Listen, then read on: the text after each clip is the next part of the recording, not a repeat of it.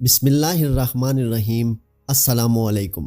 اکثر لوگوں کے ذہن میں یہ سوال پیدا ہوتا ہے کہ نبی کریم سرور کائنات حضرت محمد صلی اللہ علیہ وآلہ وسلم نے ساری زندگی اذان کیوں نہیں دی؟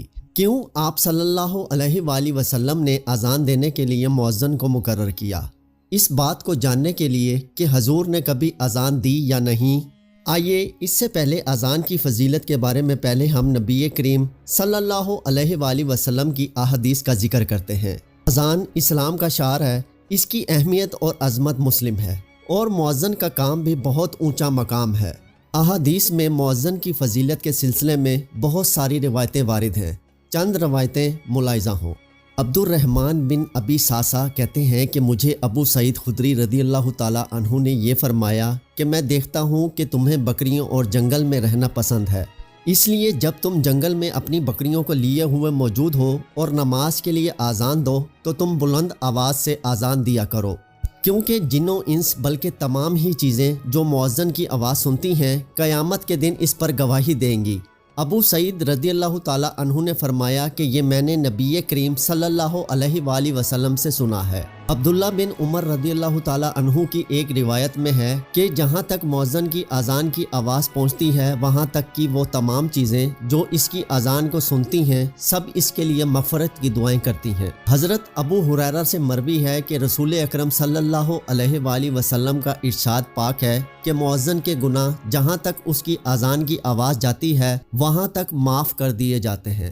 اس سے مراد ہے کہ جہاں تک اذان کی آواز جاتی ہے مؤذن کے گناہ اتنے وسیع بھی ہو جائیں تب بھی اللہ تعالیٰ مؤذن کے گناہوں کو معاف فرما دیتا ہے۔ جب مؤذن اذان دیتا ہے جس کو وہ آواز سنائی دیتی ہے وہ سب روز قیامت مؤذن کے گناہوں کا بخشش کا ذریعہ بنیں گے، وہ گواہی دیں گے۔ رسول اللہ صلی اللہ علیہ وآلہ وسلم نے فرمایا، قیامت کے دن اللہ تعالیٰ مؤذن کی گردن کو تمام مخلوق سے بلند فرما دیں گے۔ مطلب یہ ہے کہ اللہ تعالیٰ مؤذن کو قیامت کے دن بہت اونچا مقام عطا کریں گے۔ عبداللہ بن عباس رضی اللہ تعالیٰ عنہ سے روایت ہے کہ رسول اللہ صلی اللہ علیہ وآلہ وسلم نے فرمایا، جو شخص ثواب کی امید رکھتے ہوئے 7 سال تک اذان دے تو اس کے لیے جہنم سے خلاصی لکھ دی جاتی ہے۔ حضرت براء بن عازب رضی اللہ تعالیٰ عنہ سے مروی ہے کہ نبی کریم صلی اللہ علیہ وآلہ وسلم نے ارشاد فرمایا کہ اس میں کوئی شک نہیں ہے کہ اللہ تعالیٰ پہلی صف پر کھڑے ہوئے نمازیوں کے لیے بے شمار رحمتوں کا نزول فرماتا ہے۔ اللہ تعالیٰ مؤذن کے اسی نسبت سے گناہوں کو معاف فرما دیتا ہے۔ مؤذن اپنی بلند آواز سے اذان دے، جتنی دور تک اس کی اذان کی آواز جاتی ہے جو بھی جاندار اور بے جاندار اس آواز کو سنتے ہیں وہ مؤذن کی مغفرت کے لیے دعا کرتے ہیں اور اللہ تعالیٰ سے اس کے گناہوں کی معافی کے لیے دعا کرتے رہتے ہیں۔ مؤذن کی اذان پر جتنے نمازی نماز ادا کرتے ہیں اللہ تعالیٰ ان نمازیوں کے ثواب کے برابر مؤذن کو ثواب عطا کر دیتا ہے۔ مؤذن کی ہر اذان کے بدلے 60 نیکیاں لکھ دی جاتی ہیں، ہر امامت کے بدلے میں 30 نیکیاں لکھ دی جاتی ہیں۔ حضرت عبداللہ بن عمر رضی اللہ تعالیٰ عنہ سے مروی ہے کہ رسول اکرم صلی اللہ علیہ وآلہ وسلم نے فرمایا ہے، 3 لوگ ایسے ہوں گے جن کو قیامت کی سختیاں برداشت نہیں کرنی پڑیں گی۔ یہ 3 شخص بغیر حساب و کتاب کے جنت میں داخل کر دیے جائیں گے۔ جب اللہ تعالیٰ اپنی مخلوق سے حساب کتاب لے رہا ہوگا تو یہ 3 شخص مشک کے ٹیلوں پر بیٹھ کر آرام کر رہے ہوں گے۔ ان میں سے ایک وہ شخص کا ذکر ہے جس نے اللہ تعالیٰ کی رضامندی کو حاصل کرنے کے لیے قرآن پاک کی تلاوت کی اور اس طریقے سے امامت کی کہ مقتدی اس سے خوش ہو جائے۔ دوسرا اس شخص کا ذکر آتا ہے جس نے اللہ تعالیٰ کی رضا کے لیے لوگوں کو نماز کے لیے بلایا۔ تیسرا وہ شخص جو ہر حال میں اللہ کا شکر ادا کرے، اپنے ماتحتوں سے اچھا سلوک کرے۔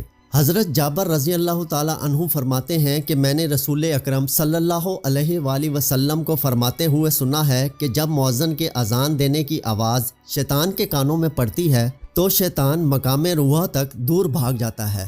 حضرت سلیمان رحمۃ اللہ علیہ فرماتے ہیں کہ میں نے حضرت جابر رضی اللہ تعالیٰ عنہ سے مقام روحہ کے بارے میں دریافت کیا تو انہوں نے فرمایا کہ مقام روحہ مدینہ سے 36 میل کی دوری پر واقع ہے۔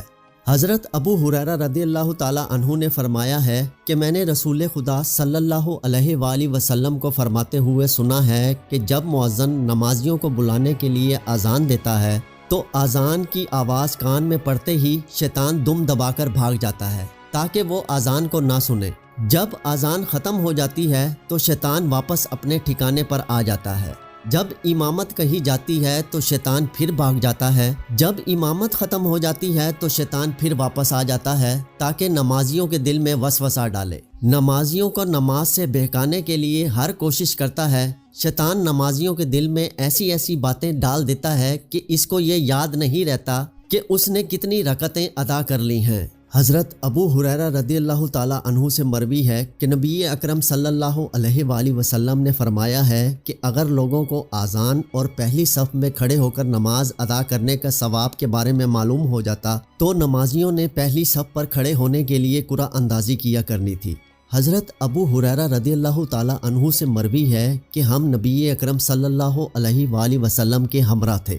مؤذن حضرت بلال رضی اللہ تعالیٰ عنہ اذان دینے کے لیے کھڑے ہوئے۔ جب حضرت بلال نے اذان ختم کی تو حضرت محمد صلی اللہ علیہ وآلہ وسلم نے فرمایا، جب اذان ہوتی ہے جو شخص یقین کے ساتھ اذان کے لفظوں کو دہراتا ہے تو اللہ تعالیٰ اذان کے لفظوں کو دہرانے والے کو جنت میں اعلیٰ مقام عطا کرے گا۔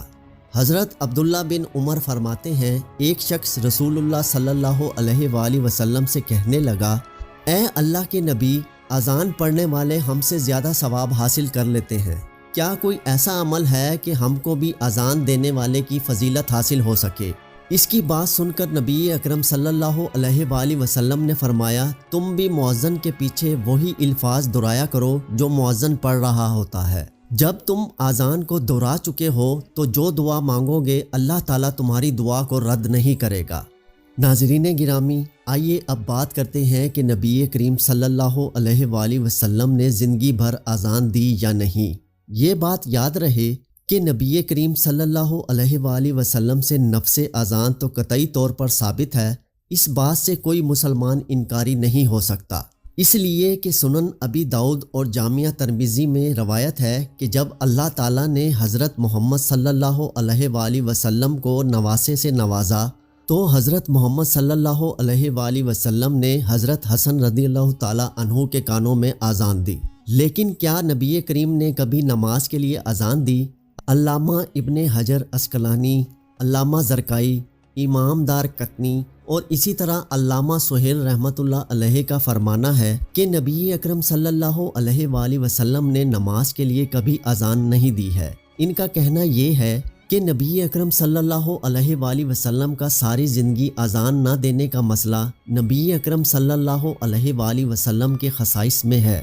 خلاصہ یہ ہے کہ نومولود بچے کے کان میں اذان دینا رسول اکرم صلی اللہ علیہ وآلہ وسلم سے قطعی طور پر ثابت ہے، لیکن نماز کے لیے رسول اللہ صلی اللہ علیہ وآلہ وسلم کا اذان دینا ثابت نہیں ہے۔ ائمہ کرام نے حضرت محمد صلی اللہ علیہ وآلہ وسلم کی اذان نہ دینے کی وجہ یہ لکھی ہے کہ اگر حضور اکرم صلی اللہ علیہ وآلہ وسلم کبھی نماز کے لیے اذان دیتے تو پھر آپ کے خلفاء اور بعد میں آنے والے تمام اماموں کو بھی خود نماز کے لیے اذان دینا پڑتی، چونکہ آپ صلی اللہ علیہ وآلہ وسلم کو منصب رسالت اور احکام شریعہ مثلاً کفار سے قتال، لوگوں کے درمیان فیصلے وغیرہ، اس سے بڑی ذمہ داری انجام دینی تھی جو اذان سے زیادہ اہم اور ضروری تھی۔ اگر نبی اکرم صلی اللہ علیہ وآلہ وسلم اذان دیتے اور اس پر مواظبت فرماتے جس کی بنا پر دوسرے اہم امور میں خلل پیدا ہونے کا اندیشہ تھا، اس لیے نبی اکرم صلی اللہ علیہ وآلہ وسلم نے خود اذان نہیں دی۔